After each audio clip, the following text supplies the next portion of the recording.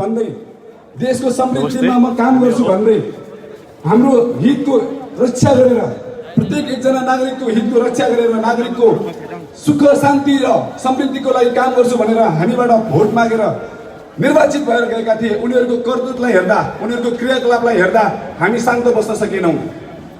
आम जनताले यो हुँदैन भन्दा भन्दै आम जनताले यो राष्ट्रको विपक्षमा छ, राष्ट्रहितको विपक्षमा छ भन्दा भन्दै स्वतन्त्र बौद्धिक जगतले यो राष्ट्रको हितको विपक्षमा छ भन्दा भन्दै सरकार पक्ष अनि प्रतिपक्ष दुवैले यो जसरी भए पनि यो पास गरेर छाड्छौँ भन्ने खालको जुन उद्घोष गरेर जुन तिकदमहरू चलिराख्यो त्यो कुराले चाहिँ हामीले के सोच्यौँ भने एउटा नागरिकको हैसियतबाट पनि यो कुरा हामीले अर्को नागरिकलाई बुझाउनुपर्छ जसले अलिकति यसमा समझ राख्छ। हामीले विभिन्न दृष्टिकोणबाट मिलेनियम च्यालेन्ज कम्प्याक्ट नेपालको हकमा ठिक छैन भनेर बुझेका छौँ, हामीले महसुस गरेका छौँ। आज यो कुरा हामी तपाईँहरूको समक्ष राख्नेछौँ। अर्को महत्त्वपूर्ण कुरा के भन्दाखेरि हाम्रो विषयवस्तु अहिलेको एमसिसी मात्र होइन, योभन्दा अगाडि पनि थुप्रै हामीले त्यो सन्धिहरू पढ्दाखेरि हामीलाई आत्मग्लानि हुन्छ, हामीलाई ह्युमिलेसन भएको फिल हुन्छ। त्यस्ता सन्धि सम्झौताहरू योभन्दा अगाडि पनि धेरै भएका छन्।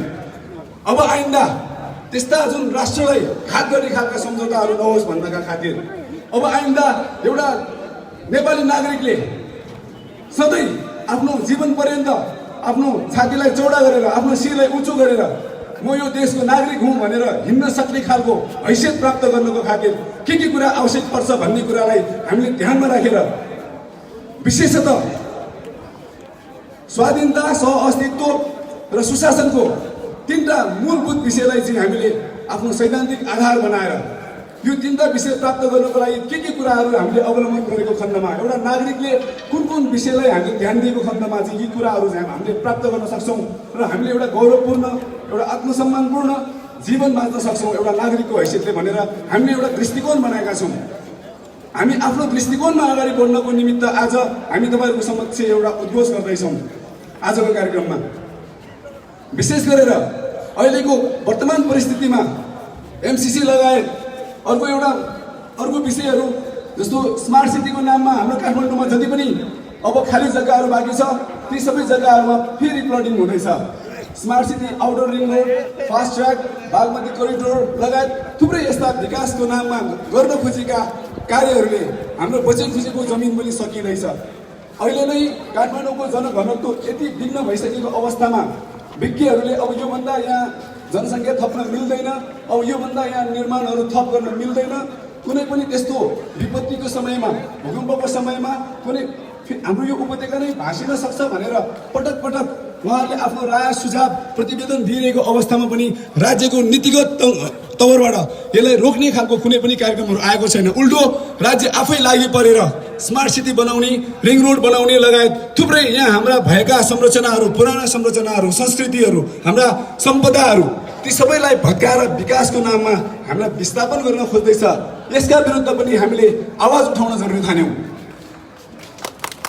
अर्को कुरा, हामीले 1 वर्ष अब पुरा गऱ्यौँ गुठी विधेयकको सम्बन्धमा। हामी सबै यो काठमाडौँका नेवारहरू एकपल्ट हामीले यो गत वर्षको असार 4 गतेलाई सम्झ्यौँ भने हामी सबैजनाले हाम्रो अस्तित्वमाथि अब प्रश्न उठ्यो, हाम्रो अस्तित्वमा अब सङ्कट पर्यो, अब हामी जाग्नुपर्छ, उठ्नुपर्छ भनेर उठेका थियौँ। त्यो उठेर हामीले उठाएको आवाज आजसम्म पनि पूर्ण भएको छैन, त्यो आवाजको सुनवाई भएको छैन। त्यसलाई फिर्ता गरेसम्म भन्यो, त्यसलाई खारेज गरेर हाम्रो माग के थियो भन्दाखेरि गुठी स्वायत्तताको विषय थियो। हाम्रो गुठी स्वायत्त हुनुपर्छ, न त्यो व्यक्तिले चाहिँ गुठीको जुन सम्पत्तिहरू निजी गरेर लुकीछिपी गरेर उसले मास्न पाइन्छ, न त राज्यले त्यसलाई आफ्नो हकमा लिएर आफ्नो पार्टीको, आफ्नो दलको कार्यकर्ताहरूलाई भरण पोषण गर्ने खालको घृणित राजनीतिक खेल गर्न मिल्छ। किनकि यो राज्यको स्वरूप आउनुभन्दा अगाडि पनि गुठी थियो। त्यो गुठीको जुन मर्मलाई, गुठीको महत्त्वलाई हामीले चाहिँ स्थान दिँदै यसको स्वायत्तता हुनुपर्छ भनेर आवाज उठाएका थियौँ। आजसम्म त्यो जस्ताको जस्तै छ, गुठी स्वायत्त भएको छैन। त्यसकारण यो गुठी स्वायत्तताको विषयवस्तुलाई पनि हामीले आफ्नो एजेन्डामा राखेका छौँ। अर्को महत्त्वपूर्ण कुरा के भन्दाखेरि हामीले सडक विस्तारको चाहिँ विषयवस्तुमा लड्दै गरेको लगभग वर्षौँ भइसक्यो। हाम्रो संविधान, कानुन, नजिरहरूले गैर न्यायिक ढङ्गबाट सडक विस्तार गर्नु हुँदैन भनेर स्पष्ट गरेको छ। यही संविधान कानुन अनि नजिर नीति नियमबाट चलेको सरकार भन्नेले त्यही नीति नियम संविधान सबैलाई मिचेर कानुनहरू हुँदै गर्छन्, नजिरहरू बन्दै गर्छन्, तर हामी विकास गर्न छोड्दैनौँ भनेर विकासको नाममा हाम्रा दाजुभाइका घरहरू भत्काइरहेका छन्, हाम्रा सम्पदाहरू भत्काइरहेका छन्। यी सबैको विरुद्धमा एउटा भरपर्दो नागरिकले विश्वास गर्न लायकको एउटा संस्थाको खाँचो हामीले महसुस गर्यौँ।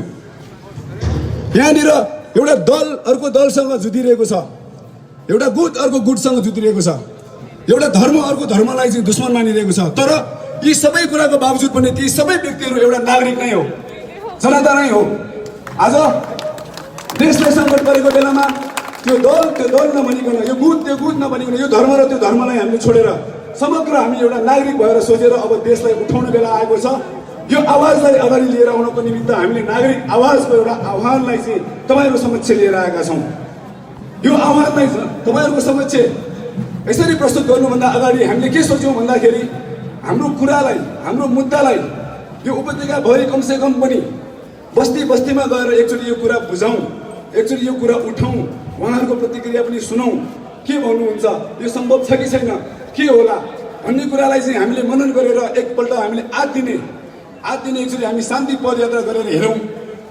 यो शान्ति पदयात्रापछि अनि हामीले आफ्नो विचार र आफ्नो नीतिलाई चाहिँ हामी तपाईँहरू सबै समक्ष, जनताको समक्ष हामी राखौँला भन्ने हिसाबको हाम्रो योजना मुताबिक हामीले 8 दिनको पदयात्रा आज सम्पन्न गरेका छौँ। यो 8 दिनको पदयात्रामा म अहिले एकछिनमा तपाईँहरूको अगाडि कस्ता मान्छेहरू, कस्ता नागरिकहरू, कस्ता पदयात्रीहरू सहभागी भएका थिए भन्ने कुरा म तपाईँहरूको अगाडि राख्नेछु। योभन्दा अगाडि हाम्रो 8 दिनको पदयात्रामा थुप्रै स्थानमा थुप्रै व्यक्तिहरूले हामीलाई सहयोग गर्नुभएको छ। हामी तपाईँहरूलाई एउटा स्मरण गराउन चाहन्छौँ, हामीले 8 दिनको यात्रामा कसैको पनि घरमा बास बसेनौँ, हामी कुनै पनि होटेलमा हामीले खाना खाएनौँ। हाम्रो 8 दिनको पदयात्रामा हाम्रो रात्रि विश्राम जहिले पनि हाम्रै पुर्खाले बनाएको पार्टी भवनमा रह्यो। हामी जुन ठाउँमा हामीलाई जे उपलब्ध हुन्छ हामीले त्यो कुरालाई स्वीकार गरेर हामीले खायौँ, आराम गऱ्यौँ र हामीले यात्रा गरिरह्यौँ। यो विभिन्न चाहिँ कहिले पानी पर्यो, कहिले घाम लाग्यो, यो सबै कुरालाई चाहिँ हामीले स्वीकार गर्दै आफ्नो देशलाई बचाउनु छ भने, आफ्नो देश बचाउनको निमित्त अर्को एकजना नागरिकलाई आफ्नो आवाज सुनाउनु छ भने थोरै दुःख हामीले झेल्नुपर्छ, थोरै कष्ट हामीले सहनुपर्छ भन्ने कुरालाई स्वीकार गरेर हामीले यात्रा गऱ्यौँ।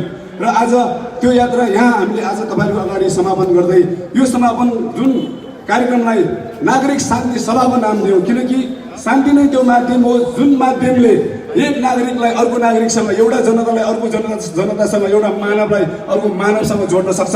त्यसैले हाम्रो मूल मुद्दा शान्ति हो। हामी आजको यो सभाबाट एउटा शान्ति युद्ध गर्न चाहन्छौँ, विश्व शान्ति महायुद्ध। यो नेपालको स्वायत्तताको लागि, यो नेपालको स्वाधीनताको लागि, सम्पूर्ण मानव जगतको मानवताको संरक्षणको लागि हाम्रो यो आवाज जानेछ। यति कुरा भन्दै म सर्वप्रथम हाम्रो यात्रामा ठाउँ ठाउँबाट हामीलाई सहयोग गर्नुभएको छ। उहाँप्रतिको हाम्रो सम्बन्ध, हाम्रो भावना मुटुदेखिको रह्यो। जस्तो मैले उता हामीले भक्तपुरमा स्वागत गर्दाखेरि एउटा भाइले मलाई सोध्दै थियो कस्तो लाग्यो अनिस दाइ तपाईँलाई भन्दाखेरि, अब मैले के बोल्नु, भोक लाग्ने मान्छेलाई खाना खुवाउँदै थियो, आँखाबाट आँसु आयो, त्यहाँनिर भगवान बोल्यो, मैले के बोल्नु। यस्ता हामी मानव, हामी यो देशको नागरिक, हामी यो नेपाललाई स्थापना गर्ने नेपाल सभ्यताका हामी जनताहरू, हामी नागरिकहरू, हाम्रो पुर्खाले स्थापना गरेको देश हो यो नेपाल। त्यसकारण यो नेपाललाई आज सङ्कट पर्दाखेरि आवाज उठाउने हाम्रो कर्तव्य हो। हामी यो कर्तव्यबाट भाग्न मिल्दैन। अनि यो कर्तव्यलाई हामीले चाहिँ आत्मसात गरेर स्वीकार गरेर हामी यात्रामा निस्किँदै गर्दाखेरि हामीलाई साथ दिने प्रत्येक एकजना नागरिक हाम्रो लागि मुटुदेखिको सम्बन्धित मान्छे हुनुहुन्छ। हामी हृदयदेखि उहाँहरूलाई आभार प्रकट गर्दै म उहाँहरूलाई पालो हाम्रो यो जुन यात्रामा जुन हाम्रो यो जुन मूल नारा छ, राष्ट्रिय स्वाधीनता, सह-अस्तित्व र सुशासनको विषयमा प्रतिबद्धता जाहेर गर्दै छोटो आफ्नो चाहिँ नि मन्तव्य पनि 2 मिनटमा सकाइदिनु हुनको लागि म एक गरेर बोलाउँदैछु। सर्वप्रथम ललितपुर पाटनबाट श्री रविन साकेज्यूलाई म यहाँ स्टेजमा आमन्त्रण गर्न चाहन्छु। श्री रविन साकेज्यू पाटनबाट। कृपया स्टेजमा आएर आफ्नो सानो कुरा राखिदिनु म अनुरोध गर्दछु।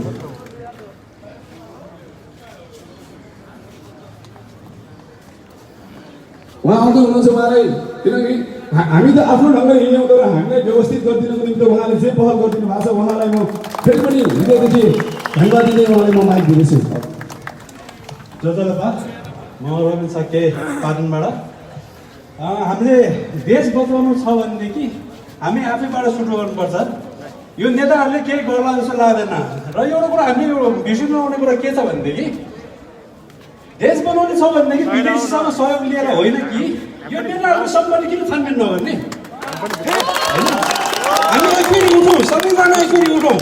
46 देखिको नेता प्रश्न छ नि, जतिको पनि सम्पत्ति छानबिन गर्यो भने कसैसँग सहयोग दिनु पर्दैन। हामीले देश छ त्यसै विकास हुन्छ। हामी एक दिन यस्तो दिन ल्याउँ कि सबैजना मिलेर चाहिँ यिनीहरूलाई एकफेर चाहिँ के भन्छ छानबिन गरौँ। छानबिन गर्ने शक्ति एउटा निर्माण गरौँ हामी सबैजना मिलेर।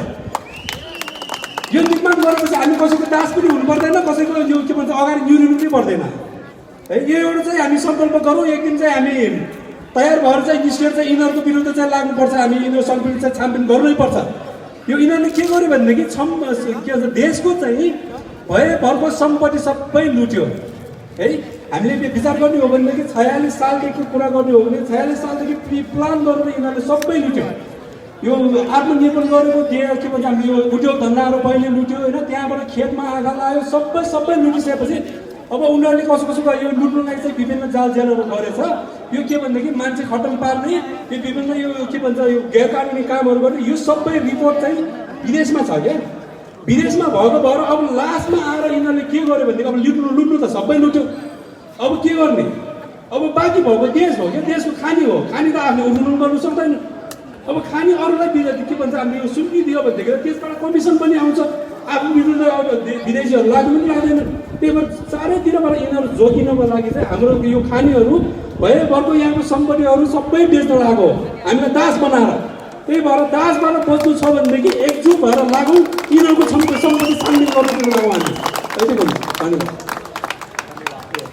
र यो हाम्रो शान्ति पदयात्रामा हामी यो जानुहुने साथीहरूलाई चाहिँ धेरै धेरै धन्यवाद। धेरै आँखा एकदम शास्ति खाएर चाहिँ देशको लागि लाग्नु भएको भएर चाहिँ धेरै धेरै धन्यवाद छ।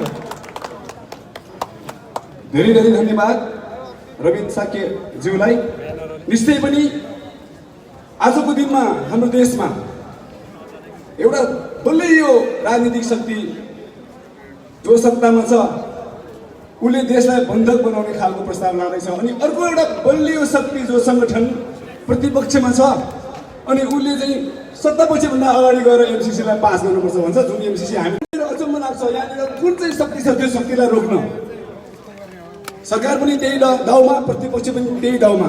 सत्ता र प्रतिपक्ष हाम्रो बाहिर मात्रै भित्र छ, उनीहरू आआफ्नो मिलेर खाने खेलमा। यो अवस्थामा निश्चय पनि एउटा नागरिक शक्ति, एउटा प्रेसर ग्रुप, एउटा सामाजिक प्रेसर ग्रुप, दबाव समूह अत्यन्त आवश्यक छ। हामीले दलीय रूपमा होइन, एउटा दल अन्तर्गत गएर होइन, हामी अघि पनि मैले भने एउटा प्रतिज्ञाबद्ध भएर यो अगाडि तपाईँहरूको अगाडि आउँदैछौँ। नागरिक आवाज कुनै पनि भविष्यमा पनि कुनै पनि एउटा दलको स्वरूपमा जाँदै छैन, तर कुनै पनि दललाई चुनौती दिन सक्ने, कुनै पनि सरकारलाई नागरिकको पक्षमा वकालत गरेर चुनौती दिन सक्ने एउटा शक्तिको रूपमा उडे हुनेछ। यो कुरालाई राख्दै म भक्तपुरमा हामीलाई धेरै नै सहयोग गर्नुभएको हाम्रो G20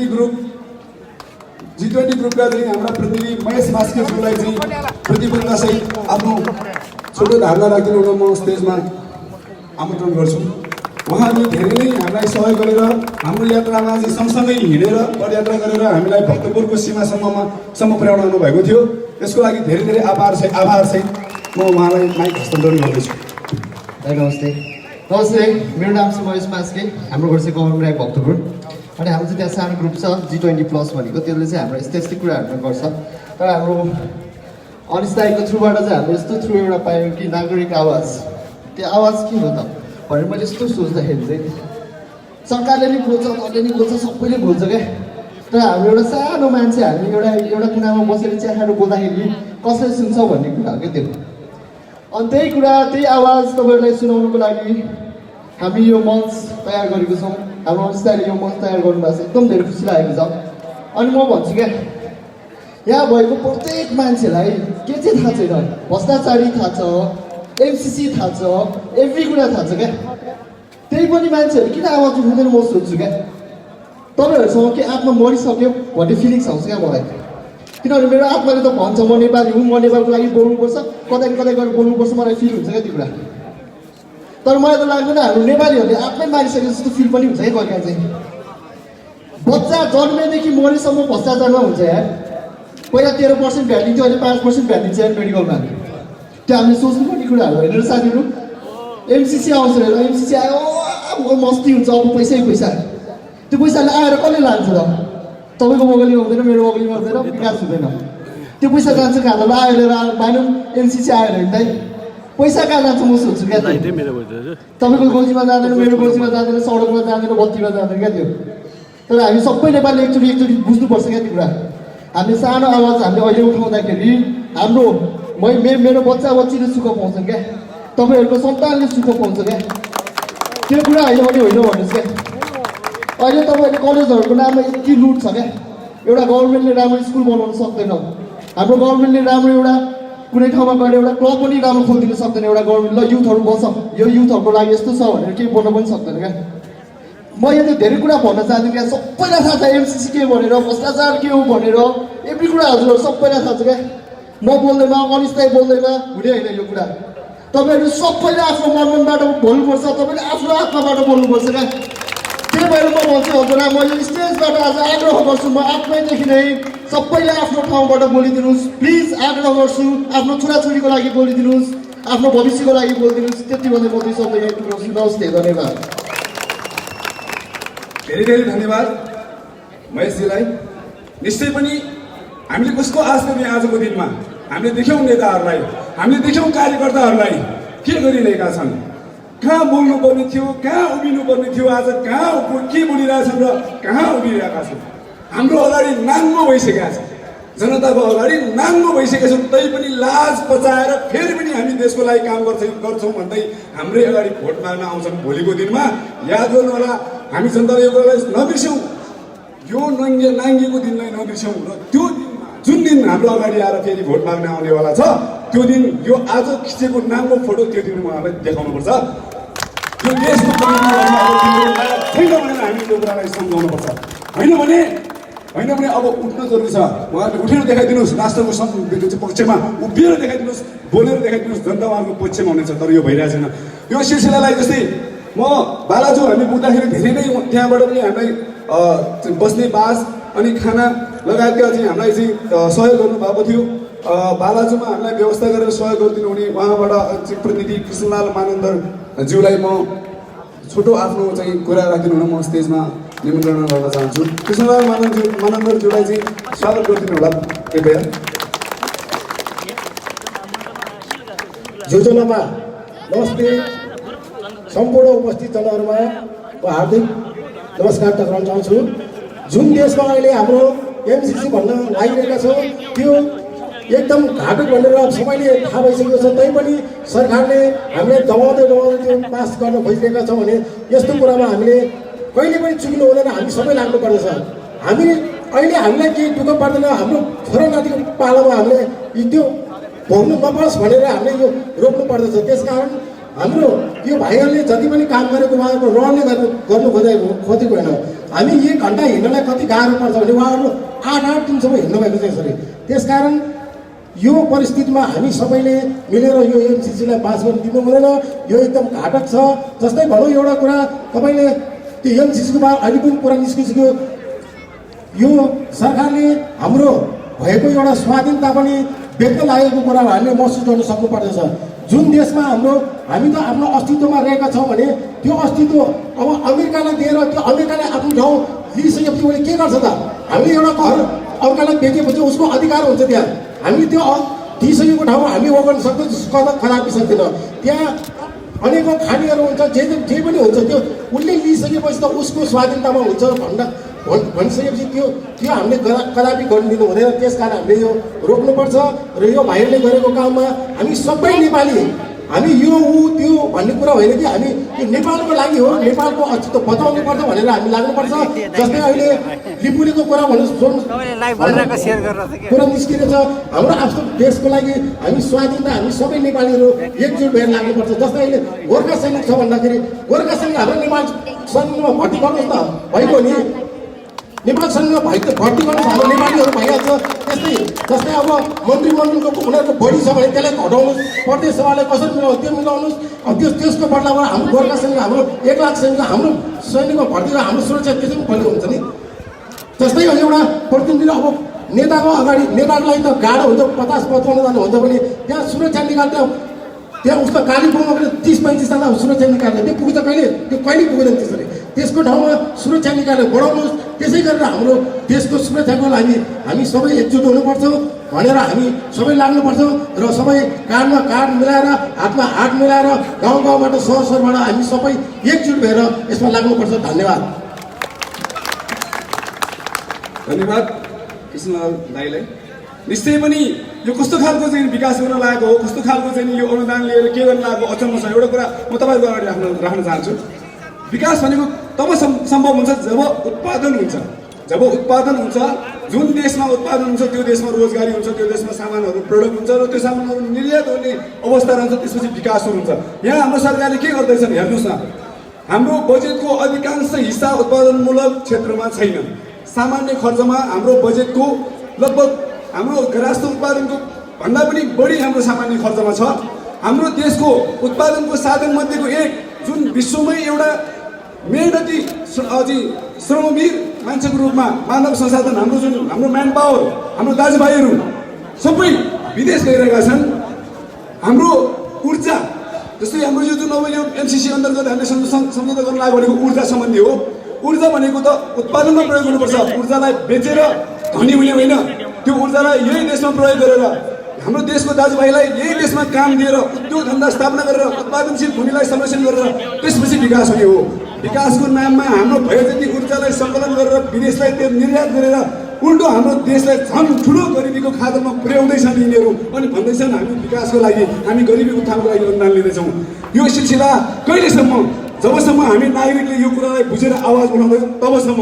त्यसकारण हामी आह्वान गर्दछौँ कि तपाईँहरूलाई हाम्रो आवाजमा आवाज मिलाउँ, हाम्रो नबुझेको कुरामा संवाद गरौँ। यो विचार राख्ने कुरालाई हामी यो कार्यक्रम म भन्न चाहन्छु कि लगभग हामी 2.5 घन्टाभित्रमा कार्यक्रम सघाउने हामी कोसिस गर्नेछौँ। अब यो प्रतिबद्धताको सिलसिलालाई म हाम्रो F10 कालीमाटीको F10 ग्रुपबाट चाहिँ हामीलाई खानाहरू व्यवस्था गर्नुभएको थियो।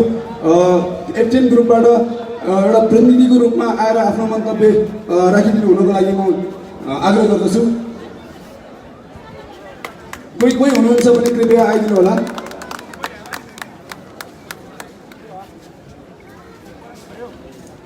कोही हुनुहुन्न है। अनि अर्को हाम्रो चाहिँ आजको अन्तिम दिन हामीले हिजो पशुपति मन्दिर परिसरमा चाहिँ बिताएका थियौँ। त्यो मन्दिर परिसरको जुन व्यवस्थापन समितिका सदस्य अथवा केदार दाई हुनुहुन्छ, उहाँले हामीलाई स्थान दिनुभयो, खाना दिनुभयो। त्यो ढङ्गले उहाँले सहयोग गर्नुभएको छ। म उहाँलाई चाहिँ एकदमै भित्री हृदयदेखि आभार व्यक्त गर्दै अनि हाम्रो जुन राष्ट्रिय स्वाधीनता सहअस्तित्व र जुन सुशासनको हाम्रो यात्रामा उहाँको प्रतिबद्धतासहित अनि यो मञ्चमा आएर प्रतिबद्धता व्यक्त गरिदिनु हुन म आग्रह गर्दछु केदार दाईलाई। कृपया उहाँलाई चाहिँ ताली बजाएर स्वागत गरिदिनु होला। धेरै सहयोग गर्नुभएको छ। सबैलाई धेरै धेरै धन्यवाद। हाम्रो अहिले राष्ट्रिय जोखिममा छ, हाम्रो देश जोखिममा छ, हाम्रो सम्पदा जोखिममा छ, हाम्रो धर्म जोखिममा छ, हाम्रो संस्कृति जोखिममा छ, जात्रा पर्वदेखि लिएर सम्पूर्णै हाम्रो जोखिमपूर्ण छ। र यो बिचमा हामी नेपाली रहनबाट वञ्चित हुने अवस्थामा छ। त्यसै कारणले हामी सम्पूर्ण देशवासी साथै हामी काठमाडौँवासी एकजुट भएर अगाडि बढ्नुपर्ने यो अवस्था छ। र आज जुन हामीले गुठी विधेयकको उसमा जसरी हामी नेवारहरू र यहाँका काठमाडौँ उपत्यकावासीहरू एक भएका थियौँ, त्यसरी नै एकजुट भएर हाम्रो देश, हाम्रो राष्ट्रिय र हाम्रो सम्पदा, हाम्रो संस्कृति, हाम्रो परम्परालाई जोगाउनु छ। हाम्रो नेपाल, हाम्रो नेपालीत्वलाई जोगाउनु छ। यसैको लागि प्रयास हामी जहाँसम्म लाग्छ अहिले जुटिरहेका छौँ। र हाम्रा साथीहरू हावा पानी हावाहुरी नभनिकन पैदल यात्रा जसरी काठमाडौँ उपत्यकाको सम्पूर्ण हाम्रो टोलमा घरमा मन्दिरमा गएर जुन अहिले 8औं दिन आज पुरा गरेर यात्रा गर्नुभएको छ उहाँहरूलाई हृदयदेखि नै मुरी धन्यवाद छ। हामीले त पसल क्षेत्रमा एउटा सानो उहाँहरूलाई स्वागत मात्र गर्न पायौँ किनभने यो यात्रामा हामीलाई सबैले अझ सबै हामी चाहन्छौँ यसरी नै यात्रा गर्नलाई। त्यसरी नै हामी मठ मन्दिर र सम्पूर्ण सम्प्रदायको बचाउको लागि हाम्रो संस्कृति बचाउनको लागि हामी अगाडि बढ्न चाहन्छौँ र जुन पहल र प्रयास हाम्रा साथीहरूले गरे उहाँहरूको यो एकदम हामीले उहाँहरूलाई धन्यवाद दिनै पर्छ र हामीले पनि सानो आज जुन पशुपति क्षेत्रमा उहाँहरूको हिजो उहाँहरू राति यहाँ टोखादेखि उहाँहरू हिँड्दै पशुपति क्षेत्रमा पुगे र हामीले हुन त उहाँहरूको साँझ मात्र हामीलाई केही जानकारी भएकोमा हामीले जो सके हामीले उहाँहरूलाई मदत गरेको छौँ। पशुपति क्षेत्रवासीहरूले हाम्रो पूर्ण साथ छ, सहयोग छ। हाम्रो पशुपति क्षेत्र जुन गोला बस्ती जुन हाम्रो नेपालको नै एउटा मुटुमा रहेको भगवान पशुपतिनाथ छ, हाम्रो आराध्य छ।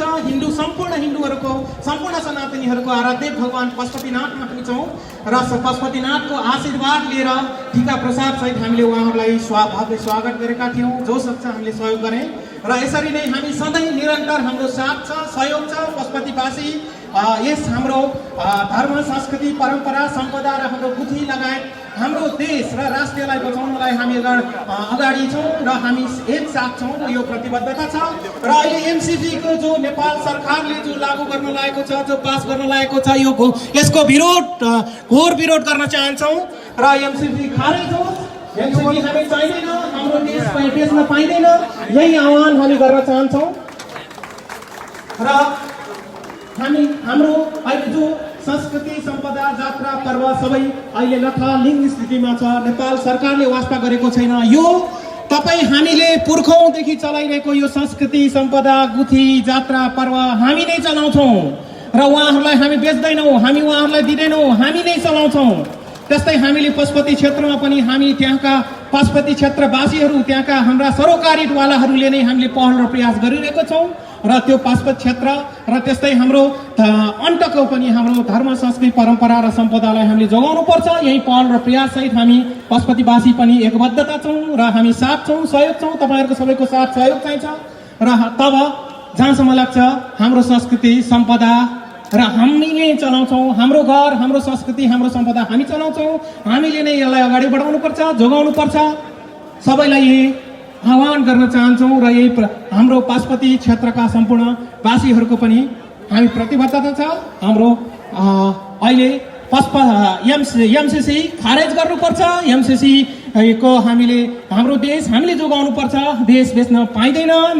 जो अहिले नेपाल सरकारले मनपरी गरिरहेको छ यसलाई हामीले रोक्नुपर्छ। यही भन्दै म सम्पूर्ण हाम्रा साथीभाइ टोलवासी र सम्पूर्ण संस्कृति प्रेमी, देशप्रेमी, राष्ट्रप्रेमीहरूलाई हार्दिक नमन गर्न चाहन्छौँ। हाम्रो देश, हाम्रो संस्कृति, हाम्रो परम्परा र हाम्रो धर्म र हाम्रो सम्पदा हामी सबै मिलेर बचाउँ, यही अनुरोध गर्न चाहन्छौँ। जय शम्भो, जय पशुपतिनाथ, हर हर महादेव। धन्यवाद, धेरै धेरै धन्यवाद गजब दाइ उहाँलाई। अब म यो कार्यक्रमको एउटा अर्को दृश्यलाई प्रस्तुत गर्न चाहन्छु। त्यो दृश्यमा म तपाईँहरूको अगाडि हामीसँगै 8 दिनसम्म निरन्तर यात्रा गर्नुहुने, 8 दिन यात्रा गर्नुहुने हाम्रा साथीहरू, हाम्रा भाइ बहिनीहरूलाई म स्टेजमा बोलाउन चाहन्छु। कृपया उहाँहरू सबै स्टेजमा आइदिनु होला। कृपया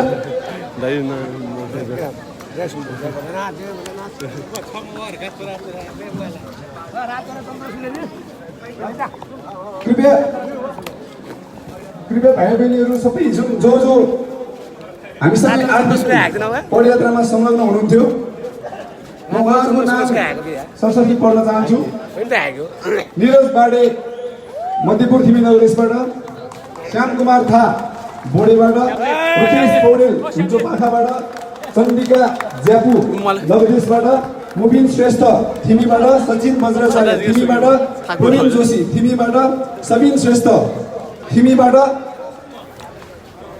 सबिन श्रेष्ठ माफ गर्नु होला, बोडेबाट, प्रवीण मानन्दर थिमीबाट, अनिश श्रेष्ठ थिमीबाट, सुवेश बाडे नगदेशबाट, प्रिया श्रेष्ठ थिमीबाट, गोकिलिज न्याजु नगदेशबाट, सनिश बज्राचार्य टिगनीबाट, करण राजभाग टिगनीबाट, सरोज मानन्दर थिमीबाट, बबिन महर्जन खोकनाबाट, सन्दीप महर्जन मैतीदेवीबाट, युकेन्द्र श्रेष्ठ सानो गाउँबाट, आर्यन वैद्य नगदेशबाट, प्रजिता श्रेष्ठ थिमीबाट, रोनिस धेके राजभाग टिगनीबाट, प्रचण्ड राजभाग टिगनीबाट, नवीन राजभाग टिगनीबाट, कीर्तन जोशी कीर्तिपुरबाट, शैलेश थकुरी बालाजुबाट, डिबी पराजुली बाराजुलीबाट,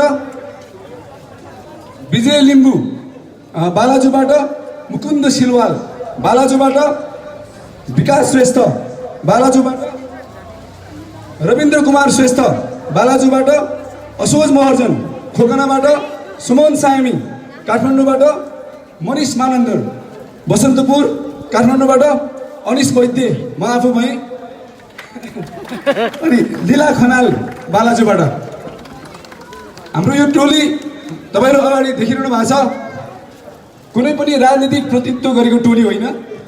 जो जहाँ पहिला जुन अवस्थामा थियो त्यो आफ्नो ठाउँमा थियो, तर आज देशलाई सङ्कट परेको बेलामा सबै आफ्नो काम छोडेर, कोही इन्जिनियर हुनुहुन्छ, सबैलाई ताली बजाएर स्वागत गरिदिन म अनुरोध गर्दछु।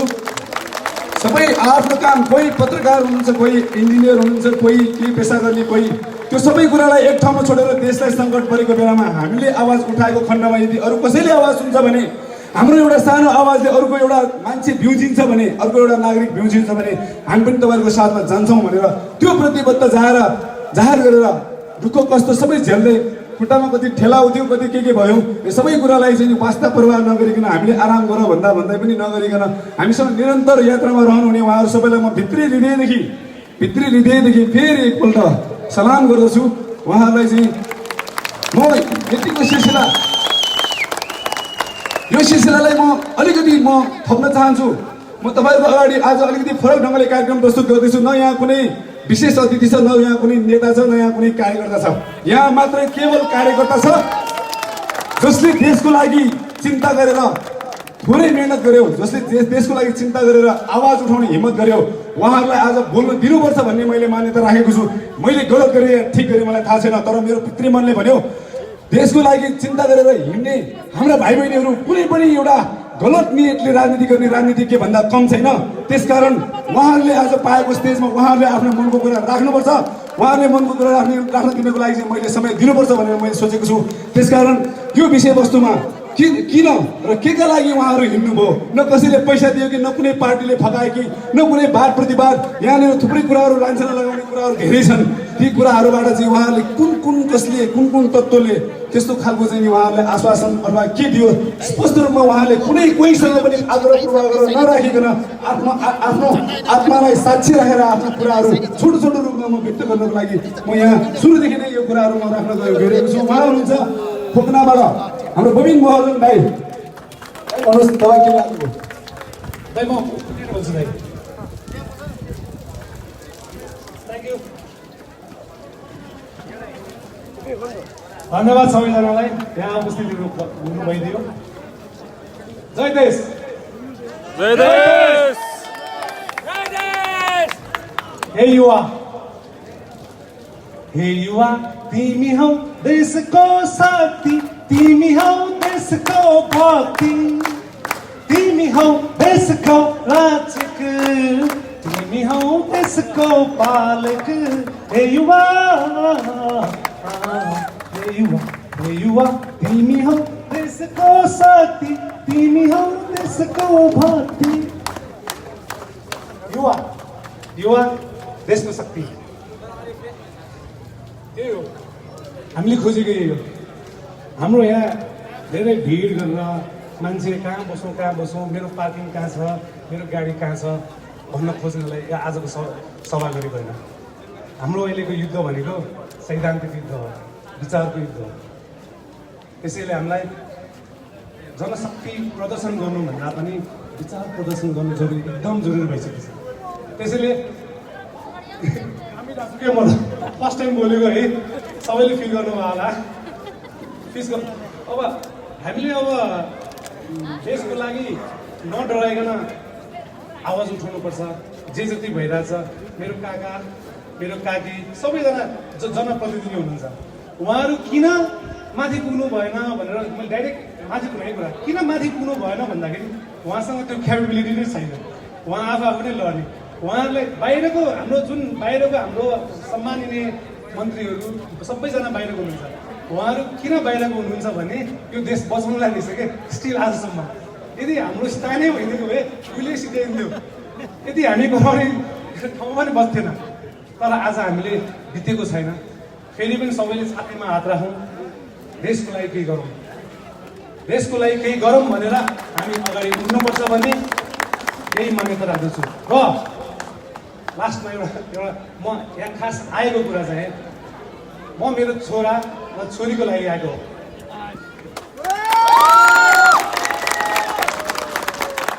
यति भन्दै जय देश जय देश थ्याङ्क यू अनिस दाइ के भन्ने हुन्छ भनेको आकार सुन्छ कहिले काहीँ त भाव आउँछ त अब मलाई पनि बोल्न आउँदैन म हाम्रो दोस्रो पदयात्री हाम्रो सानो फुच्ची बहिनी म छोरी भन्छु प्रजिता श्रेष्ठ थिमीबाट उहाँको कुरा सुनाउ किन आउनुभयो यस्तो सानो सानो मान्छे घरमा बस्दा हुन्थ्यो लकडाउन थियो सबै थियो किन आउनुभयो किन हिँड्नुभयो जोजोलापा नमस्ते हामीले अब यो देश हामीले नबचाइ कसले बचाउने कसले हामीहरू यता जति पनि छौँ हामीले द सिभिल भोइस नागरिक आवाज भन्यो हजुरले जति स्टेजमा देख्नु भएको छ नि यति मात्रै होइन के हजुरहरू सम्पूर्ण यहाँ जति पनि आउनु भएको छ नि राष्ट्रप्रेमी मन लिएर हजुरहरू सम्पूर्ण नै हाम्रो यो ग्रुप द सिभिल भोइसको मेम्बर हुनुहुन्छ हजुरलाई धेरै धेरै स्वागत छ यो कार्यक्रममा र म यति भन्न चाहन्छु हजुरहरूलाई पनि देशको माया लागेर नै यता आउनुभएको छ हो कि न भनेपछि आफ्नो वरपर भएको सानो सानो कुराको सानो सानो समस्याको विरुद्ध आवाज उठाउनु पर्छ कि पर्दैन त्यो आवाजले यदि हामी चुप्प लागेर बस्यौँ भने त्यसले के गर्छ कहाँ हुन्छ केही थाहा हुँदैन जस आवाज उठाउनु पर्यो आवाज उठेपछि हाम्रो आवाज त्यहाँसम्म पुगेपछि त्यहाँ केही सकारात्मक चेन्जेसहरू आउन सक्छ कि सक्दैन र हामीले यो द सिभिल भोइस पनि यसै उद्देश्यका साथै खोलेका भन्दा हामीहरू यसमा कुनै पनि पोलिटिकल पार्टीमा इन्भल्भ छैनौँ यता आउँछौँ जब हामीहरू साँच्चीकै नै देशको लागि केही गरौँ केही परिवर्तन ल्याउँ युवा भएर आएका छौँ अब हामीले चेन्ज नगरी कसले गर्ने र हजुरहरू पनि आउन सक्नुहुन्छ र हाम्रो यसको मेन प्रिन्सिपलहरू रहेको छ पिस पहिलो प्रिन्सिपल रहेको छ पिस हामीले हाम्रो देशमा शान्तिलाई ल्याउनुपर्छ कति मात्रै द्वन्द हेरिरहेछौँ वरपर हेर झगडा द्वन्द रिस दाह र अब हामीहरूले जे पनि गर्छौँ पिस शान्तिका साथ गर्छौँ र शान्ति नै सबैभन्दा ठुलो विद्रोह हो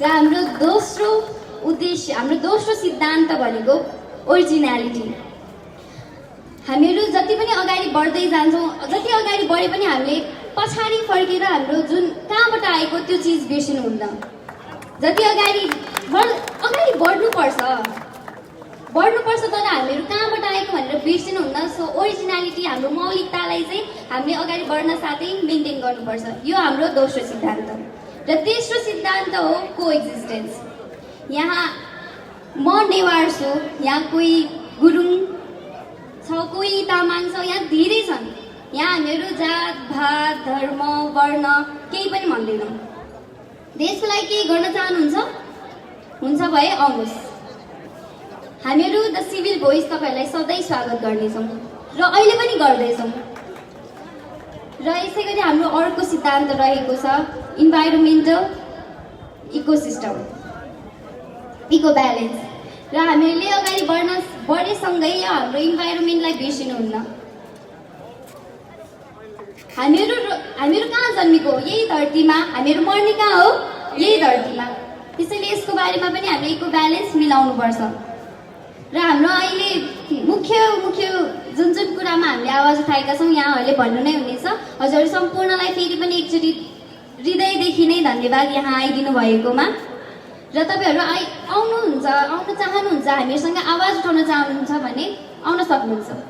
जस्ट एउटा मात्रै रिक्वेस्ट छ, हाम्रो जुन प्रिन्सिपल छ त्यो प्रिन्सिपललाई फलो गरिदिनु र यता आउने बेला चाहिँ कुनै पनि पोलिटिकल पार्टीको फेस लिएर चाहिँ नआउनु। यहाँ आउने बेला छुट्टै म एउटा नेपाली नागरिक भनेर आउनु, तर तपाईँ पोलिटिकलले पनि जान सक्नुहुन्छ होइन, तपाईँ छुट्टै जानुहोस्, तर त्यहाँ हुँदा चाहिँ द नागरिक भोइस नहुनुहोस्, तर यता हुँदा चाहिँ पोलिटिकल पार्टी नहुनुहोस्, त्यति मात्र हो। र हामी सबैले जब भोट गर्ने पालो आउँछ भोट गर्छौँ नि होइन, भोट गरेर हामीले अहिले हाम्रो राष्ट्रपति, प्रधानमन्त्री, मेयरहरू छानेका छौँ र हामीले के आशा गरेका छौँ भने उहाँहरूले जे कर्तव्य निभाउनु पर्ने हो त्यो सबै निभाउनुहुन्छ भनेर आशा गर्छौँ। र जब केही दायाँ बायाँ तल माथि हुन्छ तब हो हामीले आवाज उठाउने। हामीहरू यो द सिभिल भोइसले हजुरले जे गराउनु भएको छ त्यो गलत छ, बरु यसलाई यसरी गरौँ भनेर चाहिँ हामीले भन्छौँ। द सिभिल भोइसमा हामीले चाहिँ पोलिटिकल पार्टीले केही नराम्रो गर्न खोजेमा, हामीहरू नागरिकको हितमा नभएको कुरामा केही नराम्रो कदम चाल्न थालेमा हामीहरू बोल्छौँ। र हजुरहरूलाई पनि राष्ट्रको माया छ भने आइदिनु होला, हामीसँग जोडिदिनु होला। धेरै धेरै धन्यवाद।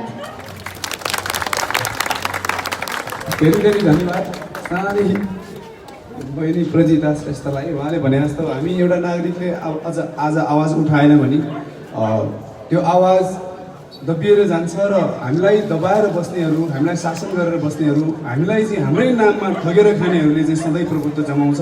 त्यसकारण आवाज उठाउन जरुरी छ। यो आवाज उठाउनुको हाम्रो सिद्धान्तहरूको विषयमा बहिनीले जानी नजानी पनि आफ्नो केही कुराहरू राख्न खोजे। यो सम्बन्धमा हामी फेरि विस्तारित रूपमा केही कुरा राख्नेछौँ। अब म फेरि यहाँ अर्को एकजना हाम्रो सहयात्री हुनुहुन्छ, पदयात्री, उहाँ चाहिँ आफ्नो शिक्षण पेसालाई छोडेर हामीसँग यात्रामा निस्किनु भएको सबिन श्रेष्ठ गोडेबाट म उहाँलाई छोटोमा आफ्नो कुरा किन यहाँ हाम्रो पदयात्रामा हिँड्नुभयो, के चाहिँ आशा गर्नु भएको थियो यो नेताहरूबाट, यो जनताहरूबाट, तपाईँले आफ्नो कुरा राख्नु। नेपाली हामी रहौला कहाँ, नेपालै नरहे, नेपालै नरहे। जननी जन्मभूमिश्च स्वर्गादपि गरिएछि, हाम्रो देश र हाम्रो आमा आमा स्वर्गभन्दा पनि बिराउँछ। अघि यहाँ म आइरहँदाखेरि मेरो खुट्टा कामिरहेको थियो, डरले होइन। म बोल्न सक्दिनँ भने डरले मेरो खुट्टा कामेको होइन। यहाँनिर मसँग जब यी सहयात्री थिए जम्मा 30 जना थिए, तर म 1000 जना देख्दैछु म, र मेरो खुट्टा काम्न रोकिएको छ। अब मेरो देश बचाउनलाई 25 जना होइन, अब लाखौँ नेपाली उठ्नेछ भने मलाई विश्वास छ। अब हामी सबै उठ्नेछौँ, सबै जाग्नेछौँ सिभिल भोइस मार्फत। पक्कै पनि म आक्रोश पोख्दैछु। अब यो मनभित्र गुम्सेका कुराहरू, किनभने आज मेरो अस्तित्वमाथि प्रश्न उठ्दैछ, आज मेरो अस्मितामाथि प्रश्न उठ्दैछ, आज मेरो स्वाधीनतामाथि प्रश्न उठ्दैछ, र म चुप कदापि बस्ने छैन। म चुप लाएर बस्न सक्दिनँ। हिजोसम्म मसँग गोली खानलाई 25 जना थिए भने आज लाखौँको सङ्ख्यामा बढेका छौँ। हामी तयार छौँ कि छैनौँ अगाडि बढ्नलाई? हामी सब अगाडि बढ्नेछौँ, एकजुट भएर अगाडि बढ्नेछौँ। पक्कै पनि आज कोरोनाको डर छ हामीलाई। कोरोनाले डर त्रास ल्यायो। म पनि घरबाट, मेरा घरमा पनि बुवा आमा हुनुहुन्छ, बुढाबुढी, तर पनि म निस्केको छु। किनभने मलाई तलब दिएको छैन, 3 महिना भयो, घरमा भात पाक्नुलाई गाह्रो भएको छ, तर पनि म आफ्नो देशको लागि हिँडेको छु, आफ्नो स्वाधीनताको लागि हिँडेको छु।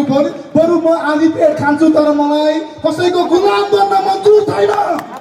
मलाई कसैको गुलाम बन्नु छैन। म भोकै मर्छु, तर मर्दाखेरि मेरो छातीमा मेरो चन्द्र र सूर्य अङ्कित भएको झन्डा बोकेर मर्न चाहन्छु। मलाई मेरो स्वाधीनता प्यारो छ, मलाई मेरो देश प्यारो छ। र अर्को कुरा, हामी यहाँ कसैले पनि कसैलाई यो भात खाएर बोलाएको भिड होइन, यो आफै आएको भिड हो, यो आफैले बुझेर आएको भिड हो। यो त्यो भात खाएर ल्याएको भिड होइन, मासु र भात दिएर ल्याएको होइन, कसैलाई तेल दिएर ल्याएको छैन, कसैलाई मासु र भात खुवाएर ल्याएको छैन। हामीले 8 दिन पदयात्रा गऱ्यौँ, 8 दिन पदयात्रा गरेर हरेकलाई बुझाउँदै हिँड्यौँ। कतिले बुझ्नुभयो, कतिले बुझ्नु भएन, तर मिडिया मार्फत जहाँबाट पनि बुझेर आउनुभयो, तपाईँहरूलाई धेरै धेरै धन्यवाद। मेरो हृदयदेखि नै मेरो धेरै धेरै धन्यवाद छ। अब मलाई आँट आएको छ मेरो देश बाँच्छ भन्ने कुरामा। म अब खुसी साथ भन्न सक्छु, मलाई थोरै आशा पलाएको छ। हिजोसम्म हामी 25 जना थियौँ देशको स्वाधीनता बचाउन हिँडेको, आज लाखौँमा हुनेछौँ हामी। र अरू केही कुराहरू पनि छन्, म यहाँ के भन्न चाहन्छु, धेरै समयले त्यसको लागि माफी चाहन्छु। हामीले के सुन्यौँ भन्दाखेरि एमसीसी खारेज गर्ने अभियानमा तिमीहरू लाग्यो भने तिमीहरूलाई सुलेमानी बनाउँछु अरे, मारिदिन्छु अरे। सुलेमानी भनेका इरानका लिडर थिए, मारिदिए। तर ती जसले हामीलाई सुलेमानी बनाउने भनेर भने नि, तिनीहरूले पनि बुझुन्। के बुझुन् भन्दाखेरि 200-300 वर्षदेखि भगवान मानि आएको राजालाई त हामी उठाएर फाल्न सक्छौँ भने तिनीहरू चाहिँ को हो त? को हो तिनीहरू? भगवान मान्थे, म भगवान राजालाई अझै पनि भगवान मान्छु। तर मेरो देशको निमित्त नराम्रो काम गरेको मलाई आवाज भयो, म त्यो जनआन्दोलनमा गएँ। भनेपछि यी नेता केही पनि होइनन्, यी नेता हामीले बनाएका मान्छे हुन्। हाम्रो लागि काम गर्नुपर्छ तिनीहरूले। सामान्य गरिब जनताले कर तिरेर 1-1 रुपियाँ तिरेर तिनीहरूले प्राणो चढ्ने होइन। गाउँमा एम्बुलेन्स नपुगेर मान्छे मरिरहेको छ, यहाँ उनीहरूलाई सवारी चाहियो अरे, साधन चाहियो अरे। सुहाउँछ यो? भोट लिएर गएका मान्छेले भन्नु सुहाउँछ? जनप्रतिनिधिले त मसित गाडीहरू सबै छोडिदिन्छु भन्नुपर्ने होइन र? आवाज सुनिएन, आवाज।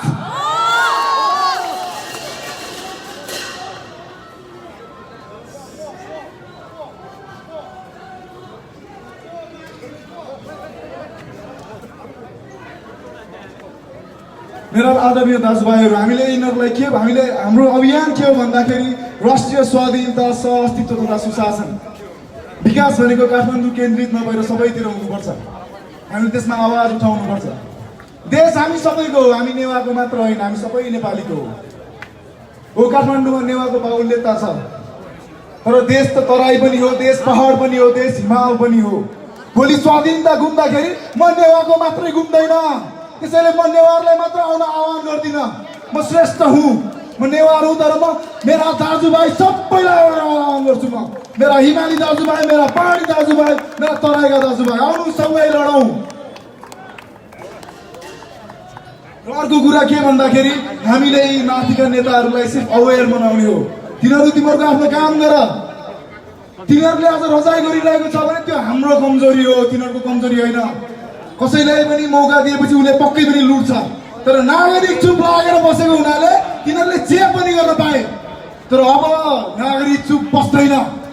अब नागरिक चुप बस्दैन, अब नागरिकले प्रश्न उठाउँछ, अब नागरिकले हरेक कुरामा क्वेसन गर्छ। त्यो किन, त्यो किन? अस्ति 10 अर्बको कुरा आयो कोभिड-19 को बेलामा, त्यसको पनि सरकारले खुलासा गर्यो। हामीसँग त्यतिको क्षमता छ, आफूलाई कमजोर नठानौ, आफूलाई कमजोर नठानौ कहिले पनि। हामीसँग त्यो क्षमता छ, त्यो शक्ति छ। आजैबाट हामी एकजुट भएर लागौँ। मेरो मन पोल्छ, मेरो मुटु पोल्छ। मेरा दिदी बहिनीको अस्मिता, मेरो दिदी बहिनीको इज्जत माथि हात हालिएको छ, इन्डियामा लगेर बेचिएको छ। मेरा दाजुभाइको पसिना हेर, अरबमा त्यत्तिकै पोखिरहेको छ मेरो दाजुभाइको पसिनाहरूले। सरकारको जिम्मेवारी होइन रोजगारी दिलाउनु। काठमाडौँमा स्मार्ट सिटी बनाएर नेवारहरूको त्यो भूमि चाहिँ डबल पैसा आउँछ भनेर सबै सिद्ध्याउने, प्रोडक्टिभ काम केही पनि नगर्ने, इम्प्लोइमेन्ट जेनेरेट नगर्ने। तपाईँहरूलाई म मनैदेखि भनिदिन्छु, चाहे तपाईँहरू जेसुकै भन्नु होला, 40 साल अगाडि हाम्रो बाहिरी रोजगारी जम्मा 7,000 थियो, आज 70 लाख पुगेको छ। 70 लाख। हामीले प्रश्न उठाउने कि नउठाउने यसमा? हाम्रो स्वाधीनता गुम्दैछ, हामीलाई परनिर्भर बनाइँदैछ। हरेक कुरामा यहाँ समस्या छिराइरहेका छन् यिनीहरूले। हामी कतिसम्म पनि भयो भन्दाखेरि हामीलाई अब बाटो चिल्लो हुँदा हामी खुसी हुने भयो, हामीलाई ढल आउँदा हामी खुसी हुने भयो, हामीलाई पानी आउँदा हामी खुसी हुने भयो। मेलम्ची नआएको 21 वर्ष भयो, 21 वर्ष सोध्या त कसैले? आज जति पनि विकास भएका छन् ती बढीमा भए 15 देखि 70 वर्षमा विकास भयो। नडाँडिकन भन्नुपर्दा राजा महेन्द्रको पालामा त्यो विकास भएको थियो, जति पनि विकास भएका थिए। आज हेर त, एउटा चाहिँ अब मेलम्चीको पानी खानलाई काठमाडौँवासीले 21 वर्ष कुर्नु पर्यो, एमा मेरो छोरोले नि खान पाउँदैन, म ठोकेर भनिदिन्छु।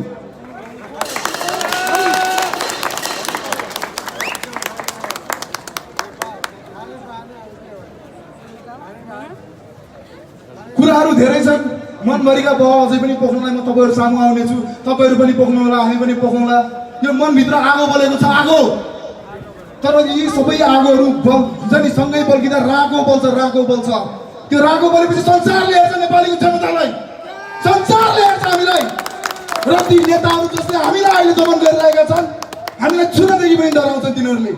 भोट दिएका हामीले हौँ, जिताएका हामीले हौँ, तिनीहरू हाम्रा नोकर हुन्, हामीले तिनीहरूलाई तल आउनुपर्छ।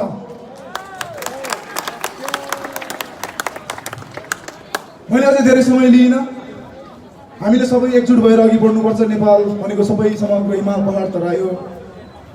अझै भन्नुपर्दाखेरि पश्चिम किला काङ्गडा, पूर्वमा टिस्टा पुगेथ्यौँ, कुन शक्तिको सामुमा कहिले हामी झुकेथ्यौँ। हामीले हिमाल उठायौँ, एसियाको नाचमा सभ्यता बास बसेथ्यौँ आएर यही साँझमा। यो कुरा नबिर्सौँ हामीले। नागरिकमा त्यति क्षमता छ, आफूलाई कमजोर नठान्नुहोस्। तपाईँको हरेक सानो सानो कुराले पनि हामीलाई बुस्टअप गरेर मद्दत गर्छ। हेर्नुहोस्, आजको यो भिड भात खाएर बोलाएको भिड होइन, यो सबै बुझेर आएका भिड हुन्, कोरोनाको डरमा आएका भिड हुन्। त्यसैले आफ्नो कुराहरू राख्नुहोस्। तपाईँको कुरा कहिले पनि दबिएर जाँदैन। अब नागरिक आवाज छ हामीसँग, यसमा आउनुहोस्, जोडिनुहोस्। हाम्रो ठुलो शक्ति बन्नेछ। अब आशा गर्छु तपाईँले आफ्नो माथि सहिले पनि आफ्नो नेपालको झन्डा राख्नुहुनेछ, कुनै पार्टीको झन्डा होइन। देश आफूभन्दा मात्र नेपालको झन्डा रहोस्। जय देश, धन्यवाद।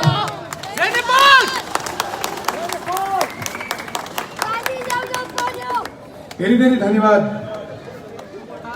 ऊर्जामूलक उहाँको भनाइप्रति हामी सहमत हुँदै उहाँलाई आफ्नो कुराको लागि धन्यवाद व्यक्त गर्न चाहन्छु। अब कुराहरू यति धेरै छन्, पीडाहरू यति धेरै छन्, मन जलिरहेको छ, हामीलाई सास लिन गाह्रो हुन्छ स्थिति हेर्दाखेरि। त्यसकारण प्रस्फुटित हुन्छ। अब कि त जानु पर्यो राजनीतिक मैदानमा, कि त त्यही पार्टीको झोले हुनु पर्यो, कि त अब त्यही खालको चाहिँ एउटा गुटमा समावेश हुनु पर्यो। नागरिकले नागरिकको आवाज सुन्नलाई भनेको धेरै गाह्रो छ, किनकि त्यहाँ पीडा छ, त्यहाँ धेरै ज्वालामुखीहरू छन्। त्यसकारण हामीले एउटा त्यस्तो मञ्च निर्माण गरौँ जुन मञ्चमा हामी आफ्नो पीडालाई साटौँ र जसले पीडा दिएको हो, जसको कारण यो पीडा भएको हो, त्यसलाई ठिक ठाउँमा लिएर जाउँ। त्यो लिएर जानुको निमित्त हामीले एउटा दल खोल्नु जरुरत छैन। हामीले एउटा सामाजिक रूपमा यस्तो एउटा दबावसम्म यस्तो एउटा मञ्च तयार गर्न जरुरी छ। त्यो सम्भव पनि छ, जुन मञ्चबाट हामीले राजनीतिको आवरणमा सेवा गर्ने भावनाको चाहिँ धोकाधडीमा चाहिँ जनतालाई नै लुटिरहेकोहरूलाई हामी ठिक गर्न सक्छौँ, उनीहरूलाई चाहिँ आफ्नो ठाउँमा ल्याउन सक्छौँ। यो कुरालाई म राख्दै, यो भावना राख्ने कुरालाई म अब महिला तर्फबाट प्रतिनिधित्व गर्नु हुन आफ्नो कुरा राख्न। जस्तै उहाँ हाम्रो गुठी आन्दोलनमा पनि निरन्तर सबै आन्दोलनमा आउनुभयो। आज जुन यो पदयात्रामा पनि निरन्तर हामीसँग हिँड्नुभयो। म हाम्रो मध्यपुर थिमी नगरपालिका वडा नम्बर 7 नर्देशबाट प्रतिनिधित्व गर्नुहुने चण्डिका ज्यापुज्यूलाई म आफ्नो कुरा राख्न अनुरोध गर्छु। म उठेर कुरा राख्न अनुरोध गर्छु, बसेर हुँदैन, को मान्छेले हेर्नु पर्छ। नमस्ते। बोल्न त आउँदैन है मलाई, म 2 शब्द मात्र भन्छु है, म कसरी भन्छु है, म एकदम गाह्रो भइरहेछ। जस्ट म देश बचाउन चाहन्छु, मेरो नेपाल आमालाई बेच्न म दिन्न। धन्यवाद।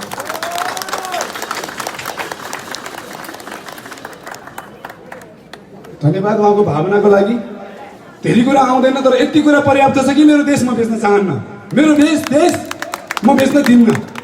यति भनाइ लाखौँ शब्द बराबर छ, बुझ्ने भइदिएको भए।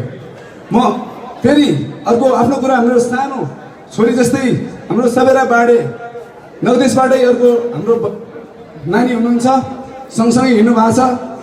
किन भर्खरको उमेर छ, अब यो त घरमा खेल्ने समय हो, किन हिँड्या, किन के को लागि फकाएर ल्याएर होइन नि। ल आफ्नो कुराहरू राखिदिनु हुन म अनुरोध। जोजल्पा हजुर सबै माझमा म सबेरा बाडेको धेरै सानो उमेरको म सबेरा बाडे जस्तै यहाँ सम्पूर्ण कतिजना हुनुहुन्छ होला, सायद यहाँ नहुनु होला तर घरमा त अवश्य हुनुहुन्छ होला नि। म हिँडेँ 8 दिन लगातार हिँडेँ। किन हिँडेँ भनेर सोच्नु होला, म घरमा बसेर जे पनि गर्न सक्थेँ। लकडाउन छ, सुत्न सक्छु, मोबाइल चलाउन सक्छु, फिल्महरू हेर्न सक्छु, साथीहरूसँग रमाइलो गर्न सक्छु, तर मैले गरिनँ। किन? मलाई भोलि यो मेरो देशमा जिउनु छ, अरूको देशमा गएर काम गर्नु छैन। मलाई मेरो पसिना आफ्नो देशमा बगाउनु छ। म मेरो रगत पनि बगाउन तयार छु मेरो भूमि, मेरो नेपाललाई।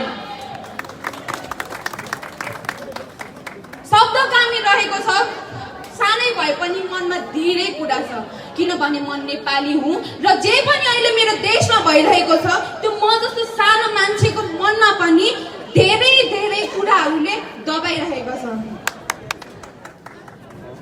उहाँले भन्नुभयो म घरमा बसेर जे पनि गर्न सक्थेँ। मैले घरमा म 8 दिन त हिँडिनँ, 1 दिन घरमा बसेँ। घरमा बस्दाखेरि पनि मैले घरमा बसेर 1 दिन घरमा बसेको म रेस्ट गर्छु भनेर गरिनँ। म घरमा बसे पनि म मेरो देशको लागि खट्छु भनेर पर्सा, मसँग धेरै पर्साहरू थिए, मैले वरिपरि बाडेँ र भने कृपया प्लिज बिन्ती गर्छु नेपाल बचाउनुको लागि आइदिनु होला, प्लिज आइदिनु होला। किनभने हाम्रो देश, हामी नेपालीहरू दास बन्न गइरहेको छ। म बन्न चाहन्न कसैको पनि दास। के तपाईँ बन्न चाहनुहुन्छ? हुँदैन।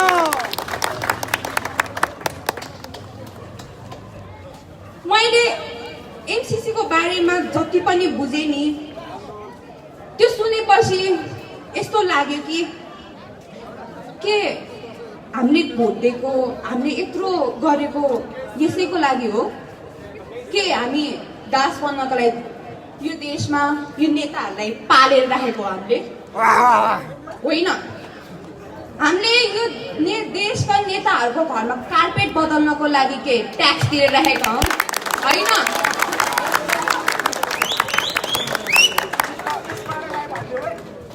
मैले जति पनि जाने, जति पनि बुझे, हामीले जति पनि गर्छौँ नि त्यो भुडीको लागि होइन, त्यो हामीले हाम्रो भोलि फ्युचरको लागि, हाम्रो देशमा केही होस् भन्नेको लागि गरेका हौँ। तपाईँहरू सोच्नुहुन्छ हामी यतिकै पागल जस्तो गरेर हिँड्यौँ भन्नु होला, तर होइन। र यहाँ सम्पूर्ण जति पनि आउनु भएको हो, म उहाँहरूलाई पनि धेरै धन्यवाद गर्न चाहन्छु कि तपाईँहरू यहाँ आइदिनु भयो। तपाईँहरूको मन नेपाली रहेछ भनेर मैले जाने। धन्यवाद यसैको लागि, धन्यवाद।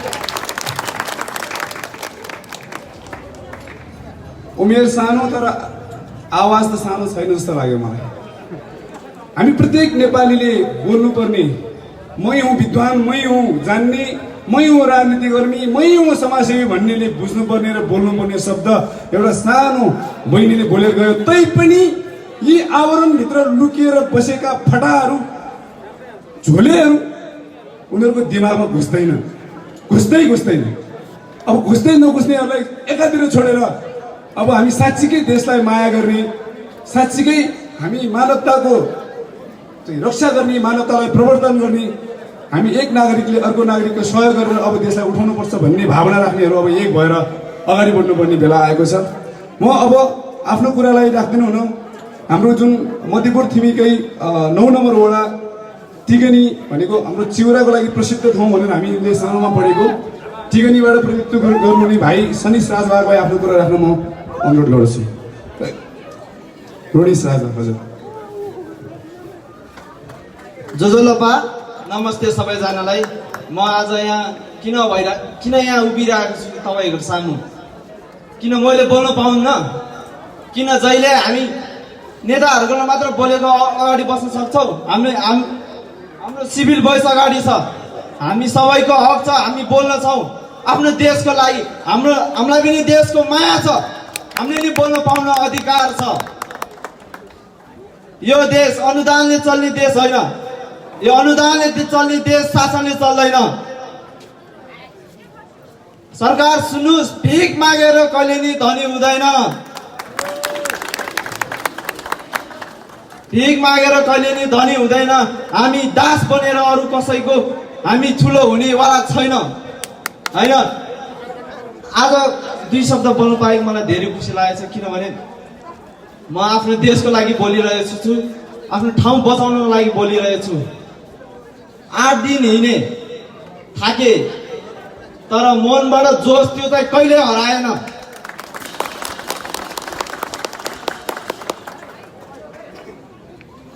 हामीलाई कसैले नेताले पठाएको होइन, कुनै हामी पोलिटिक्सको बाटोमा लागेको होइन। यो आफ्नो देश बचाउन लागि भने 8 दिन निरन्तर हिँडेको हो। हामी यही 8 दिन निरन्तर के देश बचाउनका लागि मेचीदेखि कर्णालीसम्म पनि हिँड्न तयार छौँ।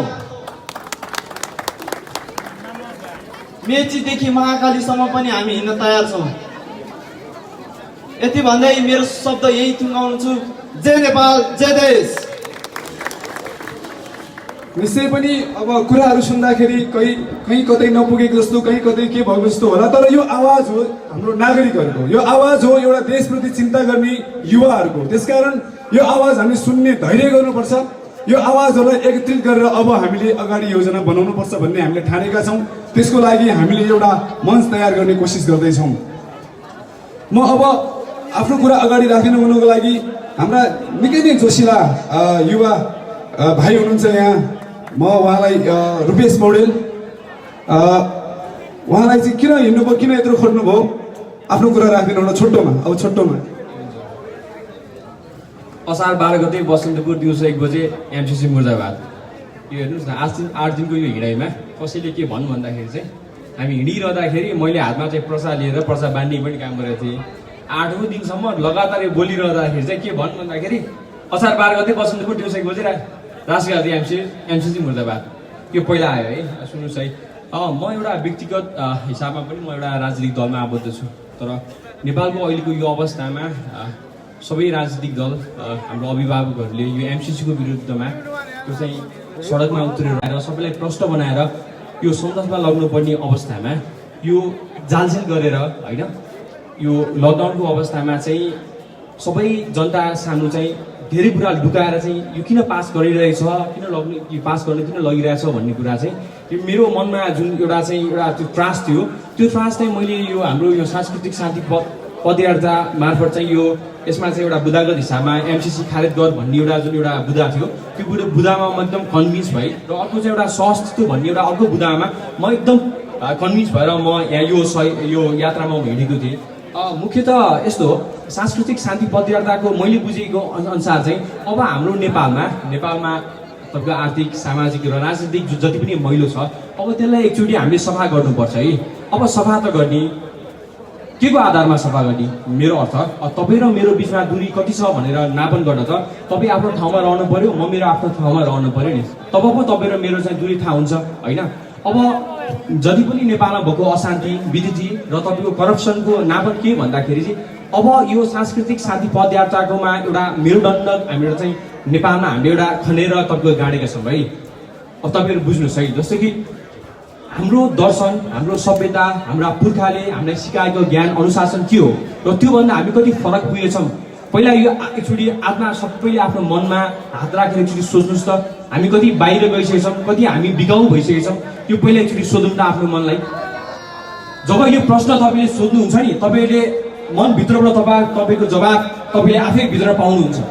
समयको पाबन्दीलाई मैले मध्यनजर गर्दै म अर्को एउटा बुदा यो सहअस्तित्व भन्ने कुराको म कन्भिन्स भएर म यो यात्रामा म समावेश भएको थिएँ है।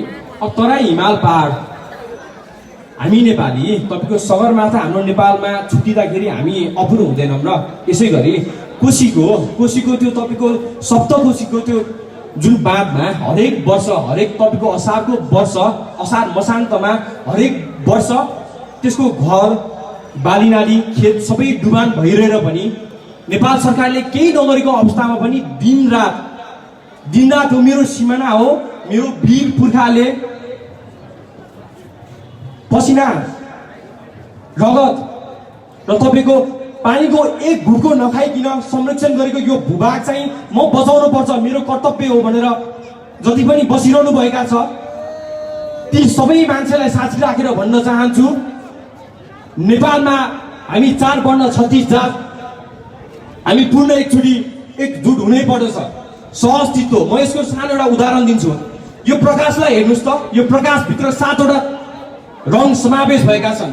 हामीले सानो बेला फिजिक्समा पढाएको थियौँ नि, when a ray of light it pass through the prism, एउटा प्रिजममा एउटा लाइट पठाउँदा 7 वटा डिफ्रेन्ट कलरमा त्यो डिफ्लेक्ट हुन्छ होइन। तर त्यो 7 वटा डिफ्रेन्ट कलरले पनि आफ्नो अस्तित्व एक आपसमा स्वीकार गरेर एकजुट भएर यो अन्धकारलाई छिचोल्ने सामर्थ्य राख्छ नि त। यो सामर्थ्य अब हामी सबैजना एकजुट हुनुपर्दछ। हस्, अब पछि नि भेट हाम्रो भइहाल्छ र हस्, धन्यवाद। म रुपेश पौडेल, फेरि भेटघाट होला। भाइलाई धेरै धेरै धन्यवाद। हामी धेरैजना छौँ, त्यसकारण हामीले अब किनभने समयलाई पनि ध्यान दिनुपर्ने हुन्छ। सकेसम्म छोटो छोटोमा चाहिँ म के चाहन्न भन्दाखेरि जसले दुःख गर्यो, जसले मेहनत गर्यो, जसले राष्ट्रको लागि कदमहरू उठायो उहाँहरूलाई चाहिँ म हृदयदेखि सलाम गर्छु र उहाँहरूको चाहिँ कुनै पनि इच्छा आकाङ्क्षा जुन एउटा भावले लिएर उहाँहरू हिँड्नु भएको थियो त्यो भावसम्म चाहिँ प्रकट गर्न पाउन् भन्ने उद्देश्यले हामीले चाहिँ मञ्चमा सबैलाई चाहिँ आफ्नो भाव प्रकट गर्नको लागि समय दिएका हौँ। यसमा चाहिँ तपाईँहरूले अन्यथा नमानिदिनु होला भन्ने म आशा गर्दछु। यो सिलसिलालाई अगाडि म बढाउनको लागि म अर्को एउटा सानो भाइ अनिश श्रेष्ठ थिमीबाट हाम्रो प्रतिनिधित्व गर्ने भाइ हुनुहुन्छ, हामीसँगै हिँडेर पदयात्रामा हिँड्नु भएको छ, आफ्नो कुरा राख्न छोटो। जोजोल्पा, नमस्ते सबैलाई। म यो 8 दिने पदयात्रामा किन हिँडेँ भन्दाखेरि म नाच्नलाई आएको। अब तपाईँहरू भन्नुहोला यो भाइले के भन्छ, यो नाच्नलाई आएको, रमाइलो गर्न आएको भन्ने होला। म अघि पनि यहाँ पुग्नु अगाडि बाजागाजासँगै नाच्दै आएको।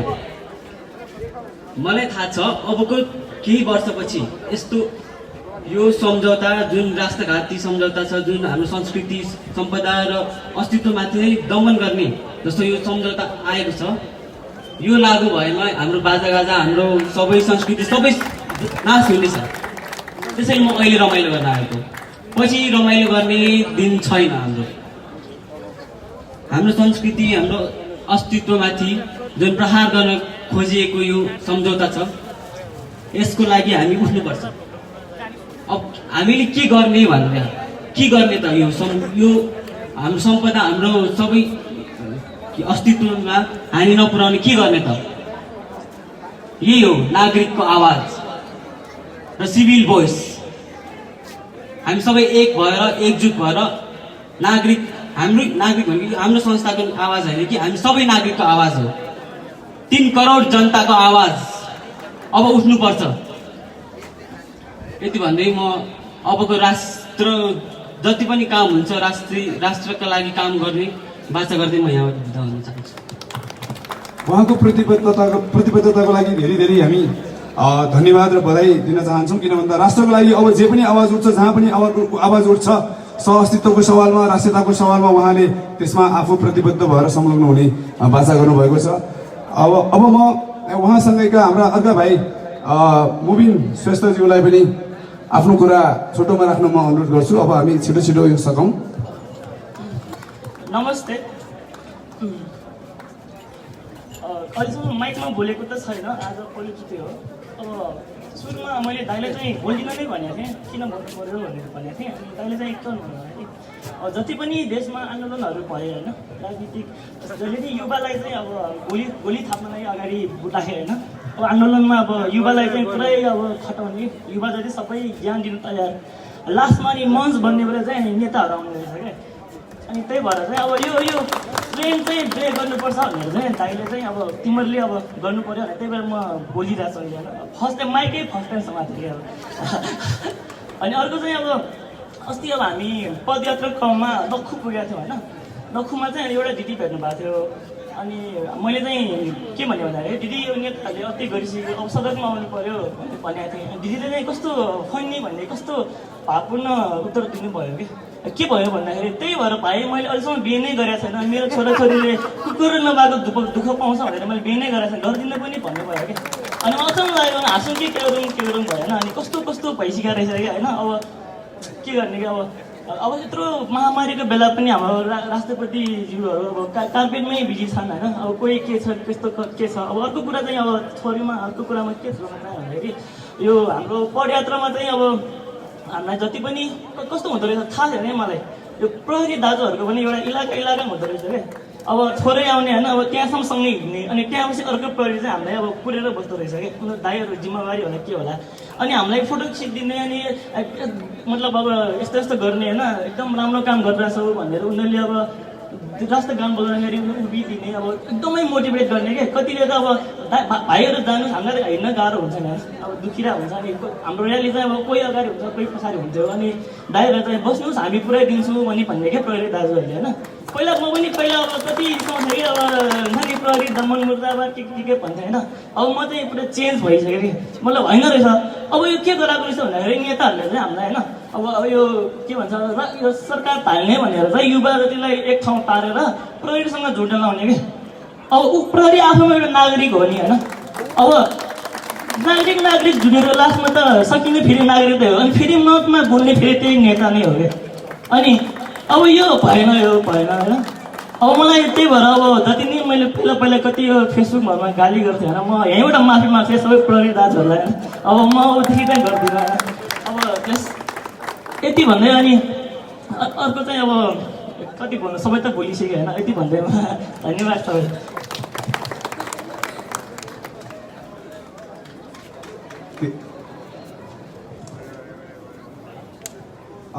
उहाँको कुरालाई सुनेर हाम्रो सबिन भाइले के भन्नुभयो भने प्रहरी दाजुहरू दिदीहरूलाई पनि हाम्रो अभियानमा हाम्रो यात्रामा साथ दिनुभएकोले आभार सहित ताली बजाएर उहाँलाई धन्यवाद दिउँ भनेर हाम्रो सबिन भाइले भन्नुभयो। म यो कुरालाई तपाईँहरूको अगाडि राखेँ। निश्चय पनि या प्रहरी हुने या चाहिँ नेपाल आर्मी, नेपाली सेना यही देशको नागरिक हो। यो देशको माया गरेर यो देशको सेवा गर्छु भनेर चाहिँ सेवामा प्रवेश गर्नुभएको। तर आज एकपल्ट सोच्नुपर्छ भनेर भन्छु म चाहिँ। उहाँहरूको साँच्चीकै अहिलेको योगदान देशप्रति भइरहेछ या नेताहरूप्रति? साँच्चीकै उहाँको योगदान चाहिँ यो राष्ट्रलाई उत्थान गर्न स्वाधीन बनाउनको निमित्त भइरहेछ या यो राष्ट्रलाई बेच्नलाई दलाली गर्नेहरूको आदेश मान्नतिर? एकपल्ट समीक्षा गर्नु होला। हामी देशको लागि केही गर्नुपर्छ भनेर आवाज उठाउने गर्ने जुन एउटा चाहिँ निर्दोष राष्ट्रलाई माया गर्ने राष्ट्रभक्त नागरिकहरूको सम्बन्धमा उहाँहरूले चाहिँ कठोर किसिमको कदमहरू चाल्दाखेरि, लट्ठीहरू प्रयोग गर्दाखेरि हामीले बिर्सेका छैनौँ पोहोर साल गुठी आन्दोलनको त्यो घटनाहरू। हामीले त हाम्रो अस्तित्वको लागि कुरा उठाएका थियौँ, तर हामीमाथि शक्ति प्रदर्शन भएको थियो। अझ थुप्रै यस्ता कुराहरू बाँकी छन् जुन ठाउँमा चाहिँ नेपाली सेनाले पनि हामीलाई चाहिँ साथ दिएको छैन। हाम्रो भूमिमाथि कब्जा गरेर हाम्रो भूमिमाथि चाहिँ विभिन्न योजनाको नाममा ठेकापट्टाहरू लिएर राष्ट्रको सीमा असुरक्षित छ। त्यहाँ राष्ट्रको सीमामा हाम्रो सेना जाओस् भन्ने हामी जनता चाहन्छौँ, तर हाम्रो सेना चाहिँ हाम्रै भूमिमाथि अतिक्रमण गर्न, हाम्रै भूमिलाई कब्जा गर्न, त्यहाँ विकास भन्दै उसको ठेकापट्टा चलाउन हामीलाई बन्दुक सच्याउँछ। त्यसलाई चाहिँ के भन्ने? एकपल्ट समीक्षा गरौँ। हाम्रा सुरक्षाकर्मी चाहिँ नि हाम्रा चाहिँ दाजुभाइहरू नेपाली नागरिकहरूले चाहिँ समीक्षा गरौँ के उहाँहरूले सही सेवा गरिरहनु भएको छ? उहाँहरूको त्यो सेवाले देश सुरक्षित भइरहेछ अथवा छैन? यदि होइन भने उहाँहरू हाम्रोमा जस्तो नेपाली राष्ट्रियताको रगत छ, राष्ट्रभक्तिको रगत छ, उहाँहरूकोमा पनि त्यही रगत छ भने उहाँहरूको बन्दुक हामीतिर होइन, उहाँहरूको बन्दुक त्यो दलाली गर्ने नेताहरूप्रति सोचिनुपर्छ। उहाँहरूको बन्दुक त्यो राष्ट्रलाई बेच्ने नेताहरूप्रति सोचिनुपर्छ। त्यसपछि बल्ल नेताहरू ठिक ठाउँमा आउनेछन्। यो अब म अर्को भाइलाई यहाँ म अगाडि राख्न बोलाउन चाहन्छु। उहाँ हुनुहुन्छ हाम्रो निरन्तर सम्पदामा पनि सधैँ नै अग्रसर भएर हाम्रो उहाँ लाइभ गर्नुहुन्छ, विषयवस्तुलाई चाहिँ जनता सामु राख्नलाई सहयोग गर्नुहुन्छ। श्याम थाहा श्रेष्ठ उहाँ बोडेबाट हुनुहुन्छ। बोडे जिब्रो छेप्ने जात्रा जहाँ चाहिँ सम्पन्न हुन्छ उहाँबाट त्यहाँबाट प्रतिनिधित्व गर्नुहुन्छ। उहाँलाई म छोटोमा आफ्नो कुरा राख्नु हुन अनुरोध गर्दछु। धन्यवाद। नमस्ते नमस्ते नमस्ते नमस्ते। तपाईँलाई केदेखि डर लाग्छ? कोरोना के एमसिसी? सुनेन निश्चय पनि त्यसैले हामी 8 दिनको लागि यात्रा गरेको हो क्या होइन। मलाई पनि ती एमसिसीदेखि नै डर लाग्छ कि धेरै, किनभने म पछि भन्नुला होइन। कोरोनादेखि चाहिँ किन डर लाग्दैन तपाईँहरूलाई त्यो भन्नु त एकचोटि। निश्चय पनि हामीसँग हाम्रो केपी ओली प्रधानमन्त्री केपी ओली छन्। उहाँले भनेअनुसार हाम्रो घर घरमा लसुन छ, बेसार छ, अदुवा छ। त्यही भएर हामीलाई कोरोनासँग डर लाग्दैन। हामीलाई लाग्यो भने कोरोना लाग्यो भने हामी त्योबाट हामी उपचार गर्न सक्छौँ कि।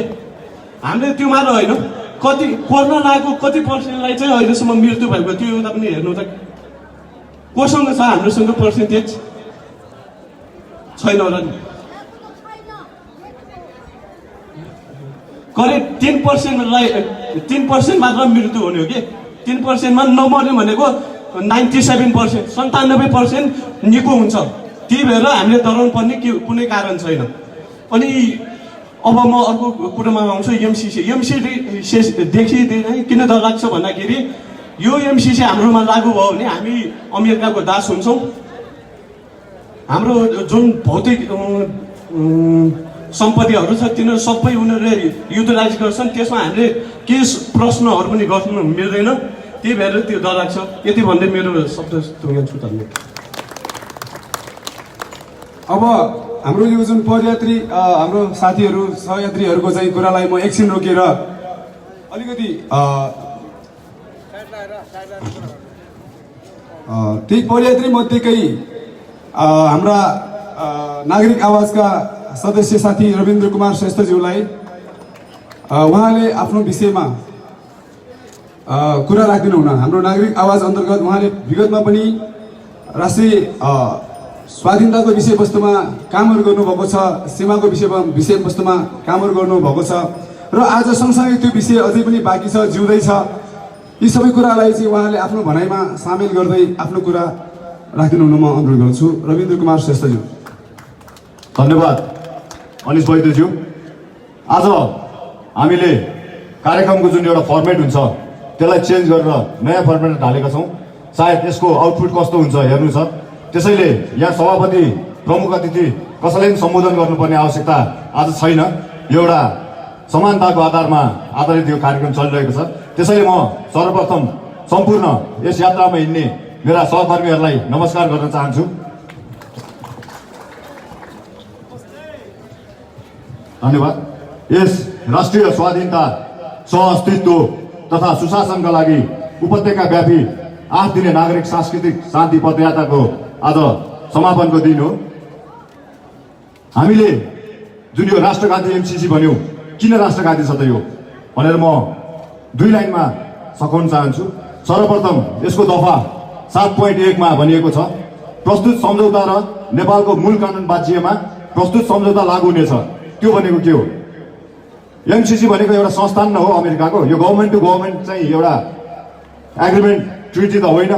एउटा अमेरिकाको एउटा संस्थानसँग नेपालको गभर्मेन्टले एउटा चाहिँ थोरै पैसाको लागि जुन एउटा सम्झौता गर्दैछ, त्यसको लागि नेपालको संविधानलाई निष्क्रिय बनाउन यिनीहरूलाई अधिकार छ? पक्कै पनि छैन। यो संविधान त्यतिकै आएको संविधान होइन। 20औं हजारको बलिदानी 10औं वर्ष जनयुद्ध धेरै सङ्घर्ष गरेर ल्याएको संविधान हो यो संविधानलाई यसरी एउटा संस्थानको सम्झौताले चाहिँ निष्क्रिय बनाउन यिनीहरूलाई अधिकार छ? यो केपी ओलीलाई, यो शेरबहादुर देउवालाई अधिकार छ?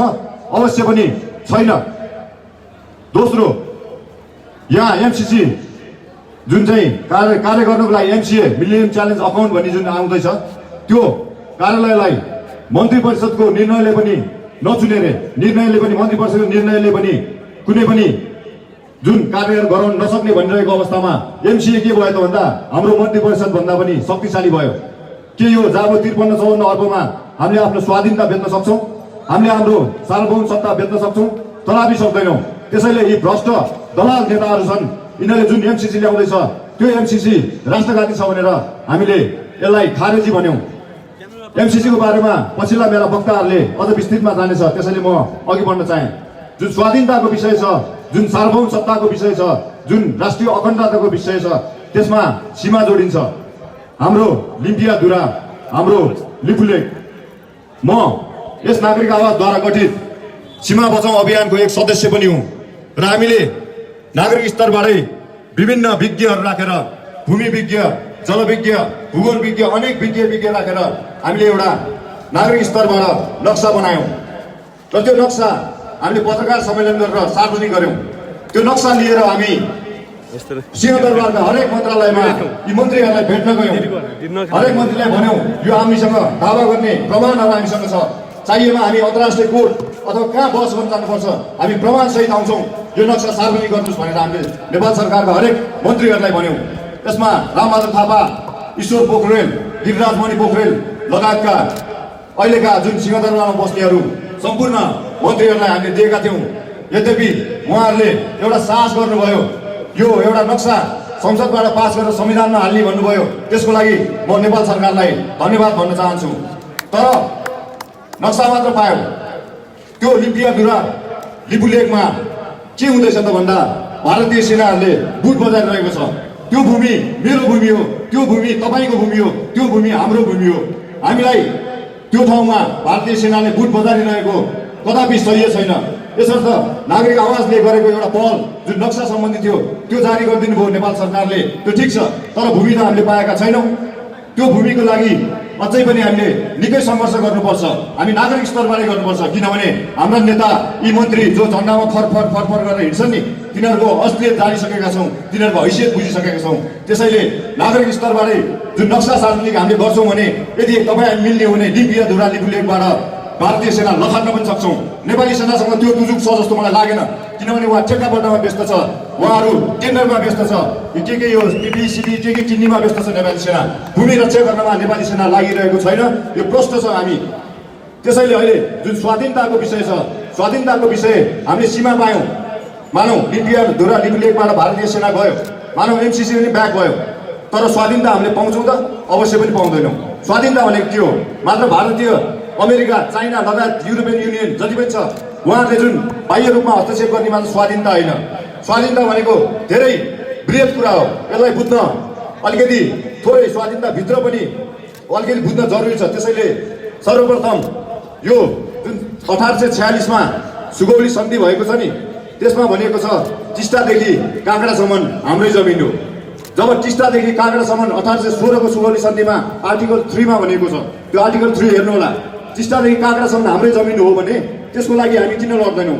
लिम्पियाधुरा लिपुलेखको लागि जुन नक्सा जारी गर्न पनि नागरिक आवाज नै चाहिन्छ, टिस्टा र काँक्रासम्मको लिन नै नागरिक आवाज नै चाहिन्छ भने तपाईँहरू सिंहदरबारमा के गरेर बस्नुहुन्छ? किन त्यो झन्डा हल्लाएर बस्नुहुन्छ? त्यो एउटा गम्भीर प्रश्न तपाईँहरूलाई छ। त्यसै गरी 1950मा एउटा सम्झौता भएको छ।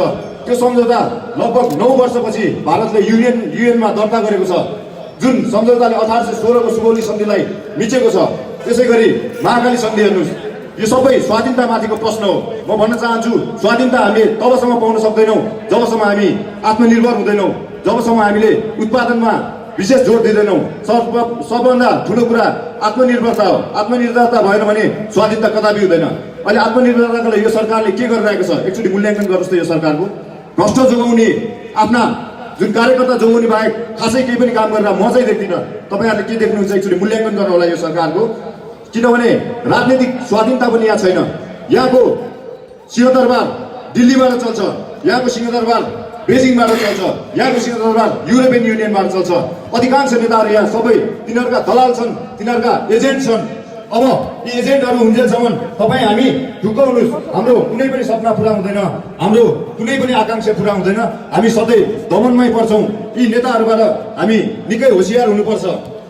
यसको अर्थ यो होइन कि हामी चाहिँ सिंहदरबार चलाउन जान्छौँ नागरिक आवाज। हाम्रो अनिश वैद्यजीले भन्नुभयो, हाम्रो कुनै यो राजनीति गर्ने कुनै सोच होइन। हामी मात्र यो मुलुकलाई, हाम्रो यो टिमले एउटा दर्शन दिनेछ, एउटा विचार दिनेछ, एउटा मौलिकता सहितको विचार दिनेछ। हाम्रो सानी बहिनीले भन्नुभयो शान्तिको दर्शन हो। हामी शान्ति प्रेमी हौँ, हामीलाई शान्ति मनपर्छ। हाम्रो बुद्धको भूमिको देश हो यो। हाम्रो सगरमाथा जस्तो उच्च शिर बनाएर हिँड्ने हाम्रो देश हो यो। हामी सहअस्तित्वलाई सम्मान गर्ने भन्ने कुरा हामी विश्वास गर्छौँ। हामी मौलिकता सहितको विकासमा हामी विकास गर्छौँ। त्यसैले अहिले जुन स्वाधीनताको प्रश्न छ, हामी एमसिसी र सीमा पाउँदैमा स्वाधीन हुन्छौँ भन्ने चिज होइन। हामी राजनीतिक रूपमा स्वाधीन हुनुपर्छ, हामी आर्थिक रूपमा स्वाधीन हुनुपर्छ, हामी भौगोलिक रूपमा स्वाधीन हुनुपर्छ। अहिले भौगोलिक